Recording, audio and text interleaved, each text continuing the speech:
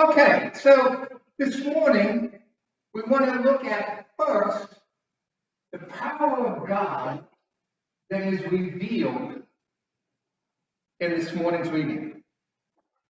And to say that, I want to say that, yes, I believe in the power of God. It's amazing today, people who will say things like, well, you don't really believe that, and then pick your miracle of choice, that somebody walked on water, or you don't believe that somebody could speak and calm the storms, and, well, yes, I do. Because God is able.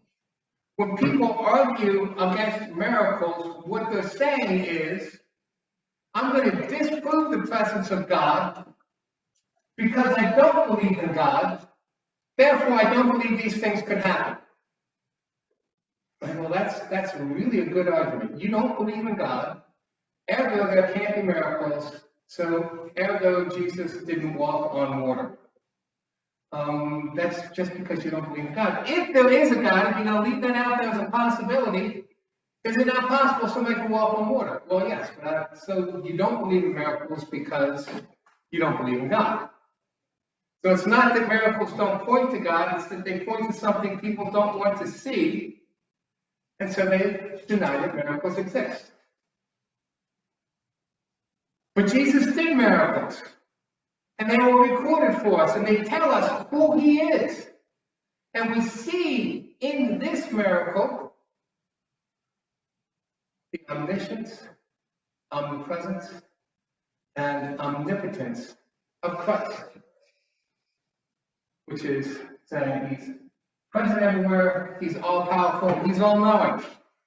Now I would say that modern medicine is really good, and I'm very grateful for modern medicine. But they need a little more to go on. I'll also say that they need to actually be there to do something. Well, I guess you could call them in, and then they could call in a script, and you could go pick it up, but you get the point. You're still in contact with people. Jesus is told, man comes to him and says, sir, come down before my child dies. He goes to him and says, implored him that his son was at the point of death. My son is dying, come down and heal him before he dies. Jesus heals him. Distance isn't an issue. Why is a distance an issue? Because God is everywhere. It's not some parlor trick. Jesus isn't in the room and slips the girl something so that she gets better, or slips the boy something so that he gets better. It's from a distance. Go your way, your son lives. And he's healed. He's omniscient. He knows what the issue is. Jesus restores his body. See, we don't stop and think about with the miracles what God actually does. But for the blind, he restores their eyes. He makes their eyes work again. Or for the man who was born blind, eyes that never worked. For the people who were lame, he makes their legs whole. It makes the body complete the way the body ought to be.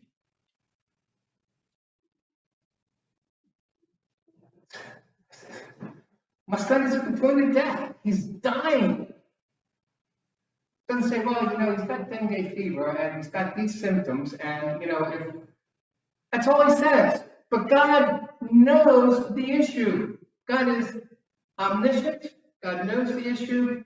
Omnipresent. He is there even when he is far away. He is all powerful. He is able to heal the child. Now I know, we know all this. Why is this so important today? Well, it's important for us to focus on this because so much of our culture today, and I'm talking about in the church, not talking about outside the church, people in the church deny the deity of Jesus. Very popular teaching today is that the Syrophoenician woman taught Jesus a lesson about racism. See, Jesus was bigoted against her because she wasn't Jewish. But she taught him and he learned. And it's so wonderful that Jesus is able to learn. But then the problem with that is that he's a man, not God. And he's sinful and fallen, not perfect humanity come to us.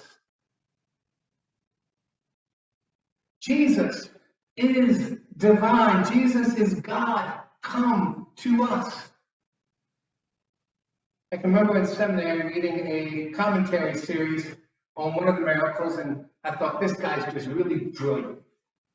And then I get to reading this commentary series on the miracle, and he starts explaining how Jesus knew where the rocks were and walked on the water. He wasn't really walking on water, he was walking on rocks. That's like, not so brilliant after all. We look to come up with human explanations for this to remove the deity of Jesus from it, and which sounds like so brilliant to so many people, you end up with going, wait a minute. Jesus knew where the rocks in the water were, but the fishermen didn't. Who do you think would know where the rocks in the lake were? The people who were out there in boats, because it would imperil their lives and their livelihood. They might survive, somebody else might save them, but their boat is gone and they're fishing and they need a boat. We don't look for human explanations for this. We look to see the power of God revealed because Jesus is Emmanuel, God with us. God has come to us, and the power of God is at work in our lives.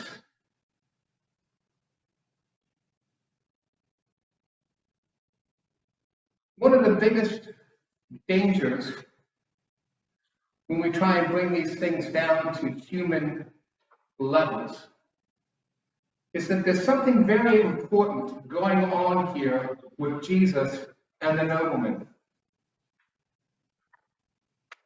And the same thing was going on with the Syrophoenician woman, which is why I brought her up.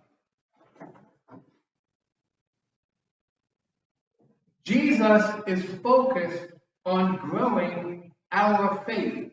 Why does he rebuke the man? The man says, my son is at the point of death. He says, unless you people see signs and wonders, you will by no means believe. Now, people might look at that and think, that's kind of a harsh response. What is more precious to a parent than their child? This man would do anything to see his son made well.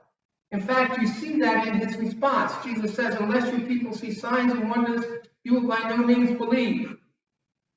And the nobleman doesn't start debating Jesus, say, hey, I take offense at that.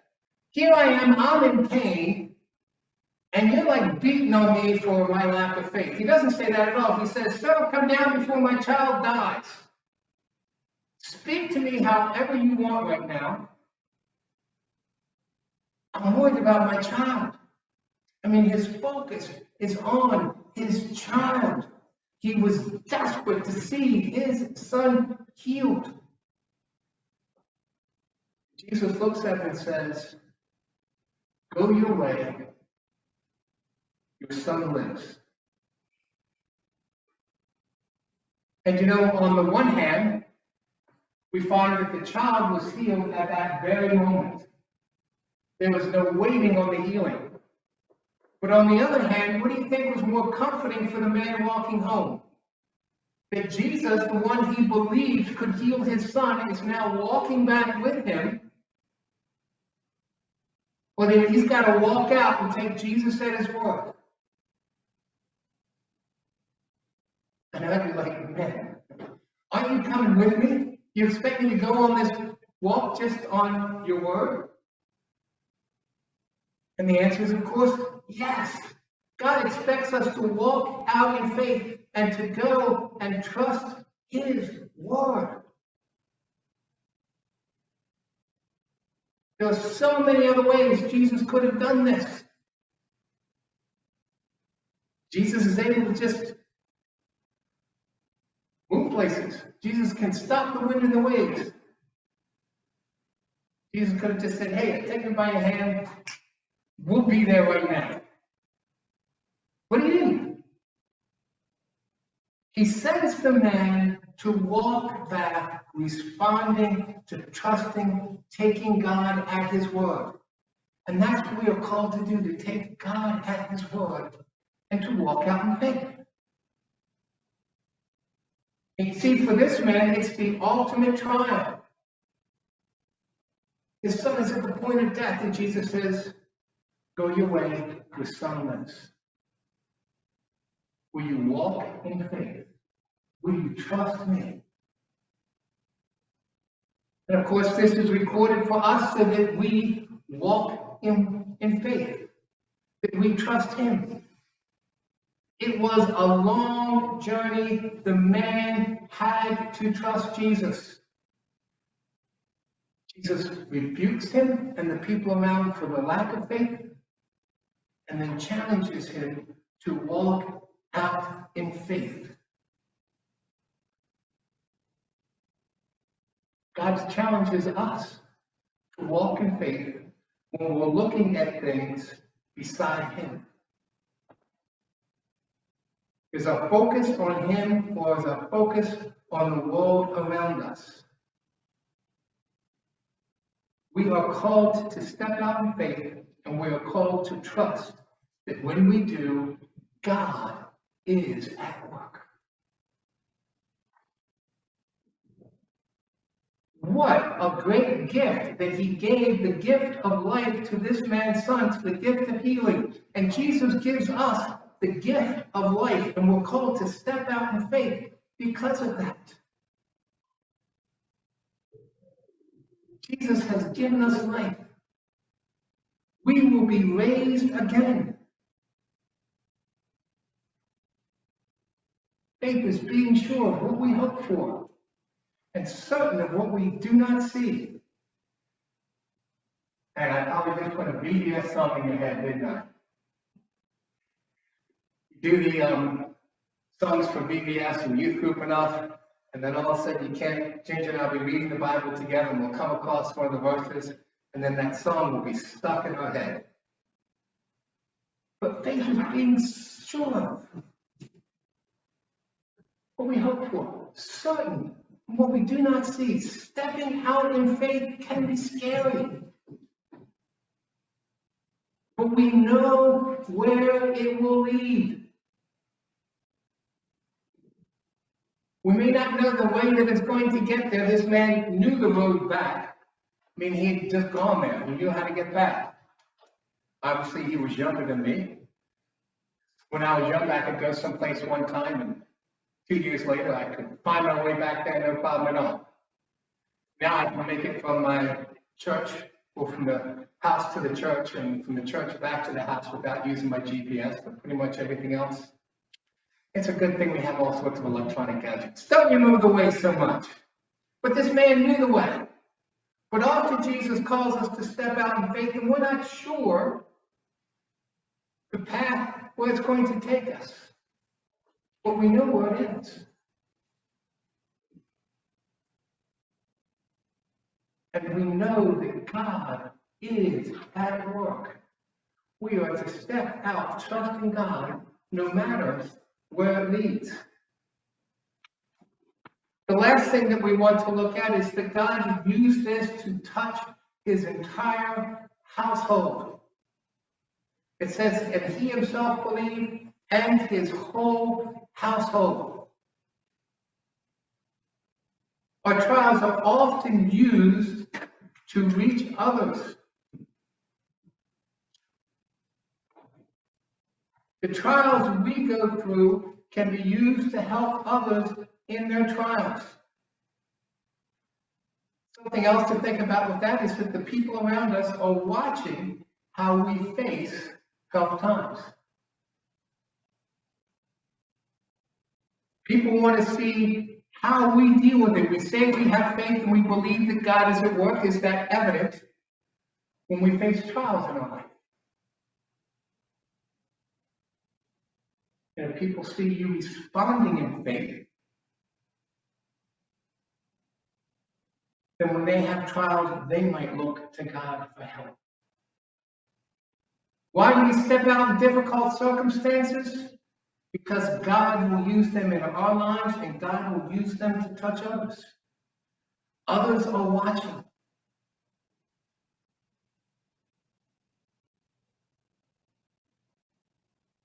We do this because Jesus reveals that he has the power of God, that he is God, and that distance and time are no barrier to his power. God is able. He gives us life. He loves us and cares for us. And he's at work in us. So we walk out in faith because of who he is and what he has done. Let us pray.